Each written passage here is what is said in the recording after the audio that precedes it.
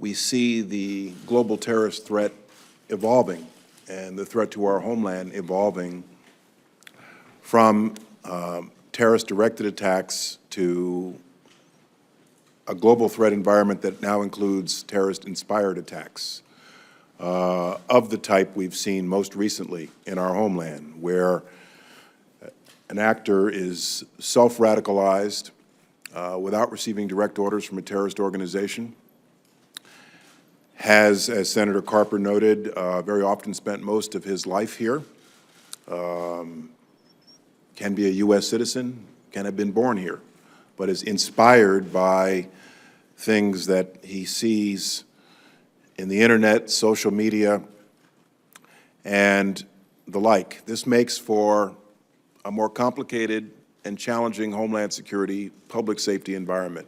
I think I speak for all three of us when I say that the prospect of the next terrorist-inspired attack on our homeland is the thing that keeps us up at night. This threat is challenging, and it includes not just terrorist-inspired attacks. We now have a new category, which we refer to as terrorist-enabled attacks, which is something in between terrorist-directed and terrorist-inspired. And every once in a while, something we refer to as terrorist-validated, where a terrorist organization may take credit for something after the attack. Where we used to see 8 or 10 people from the United States trying to go to the so-called caliphate, we're now down to 1 or none a month. That brand of the caliphate appears to have lost some of its power to attract troubled souls to travel there. The second dimension of the threat, the second prong Jay Johnson mentioned, and that is the effort or the ability of the so-called Islamic State to inspire, enable, sometimes direct those in the United States to engage in acts of violence. That remains at the center of the FBI's challenge in confronting this threat.